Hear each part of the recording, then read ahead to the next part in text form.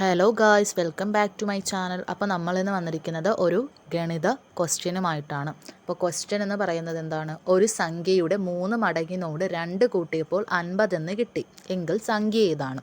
Okay, അപ്പോൾ നമുക്കിവിടെ സംഖ്യ അറിഞ്ഞുകൂടാ. അപ്പോൾ നമ്മൾ സംഖ്യ ഏതായിട്ട് എടുക്കണം? എക്സ് ആയി എടുക്കണം. അപ്പോൾ സംഖ്യയെ അറിഞ്ഞുകൂടാത്തത് കൊണ്ട് ഏതായി എടുക്കും? എക്സ് ആയി എടുക്കും. അപ്പോൾ സംഖ്യയുടെ 3 മടങ്ങ് എന്ന് പറയുമ്പോൾ സംഖ്യയെ എന്തുകൊണ്ട് ഗുണിക്കണം? 3 കൊണ്ട് ഗുണിക്കണം. അതായത് 3 ഇൻറ്റു സംഖ്യ, ഇവിടെ സംഖ്യ ഏതാണ്? എക്സ്. 3 into X. ഓക്കെ, അതാണ് 3x 3x. ഓക്കെ, അപ്പോൾ നമ്മൾക്ക് ഇവിടെ പറഞ്ഞിട്ടുണ്ട് സംഖ്യയുടെ 3 മടങ്ങിനോട് 2 കൂട്ടി. അപ്പോൾ എന്ത് കിട്ടും? 3x + 2. അതായത് സംഖ്യയുടെ 3 മടങ്ങാണ് 3x, അതിനോട് 2 കൂട്ടി.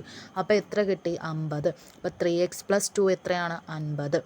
അപ്പോൾ നമുക്ക് 3x + 2 50 ആണെന്നറിയാം. അപ്പോൾ നമുക്ക് ഈ എക്സ് ആണ് കണ്ടുപിടിക്കേണ്ടത്. അപ്പം നമുക്ക് എന്ത് ചെയ്യാം? ഈ ഇവിടെ കിടക്കുന്ന 2നെ ഇപ്പുറത്ത് കൊണ്ടുപോകാം. അപ്പോൾ ഈ സമത്തിന് ഇപ്പുറത്ത് കൊണ്ടുപോകാം. +2 ആയതുകൊണ്ട് ഇപ്പുറത്ത് കൊണ്ടുപോകുമ്പോൾ എന്താകും? -2. അപ്പോൾ 3x = അവിടെ 2നെ ഇപ്പുറത്ത് കൊണ്ടുപോയില്ല, അപ്പോൾ ഇപ്പുറത്ത് 3x മാത്രമേ ഉള്ളൂ. അപ്പോൾ 3x = 50 - 2. അപ്പോൾ 3x 50 നിന്ന് 2 കുറച്ചാൽ എത്രയാണ്? 48. അപ്പോൾ 3x എന്തെന്ന് കിട്ടി? 48. ഇനി നമുക്ക് എക്സ് ആണ് കണ്ടെത്തേണ്ടത്. 3x അറിയാം, 48. നമുക്ക് എക്സ് ആണ് കണ്ടെത്തേണ്ടത്. എക്സ് എത്രയാണ്? 3x.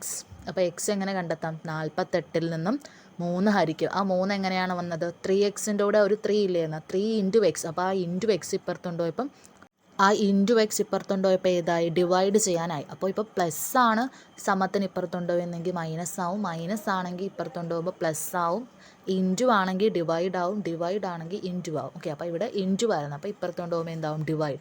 അപ്പോൾ ആൻസർ കിട്ടാൻ 48 / 3. ആൻസർ എത്രയാണ്? 16. എല്ലാവർക്കും വീഡിയോ ഇഷ്ടപ്പെട്ടെന്ന് കരുതുന്നു. ഉപകാരപ്രദമാണെങ്കിൽ ലൈക്ക്, ഷെയർ ആൻഡ് സബ്സ്ക്രൈബ്.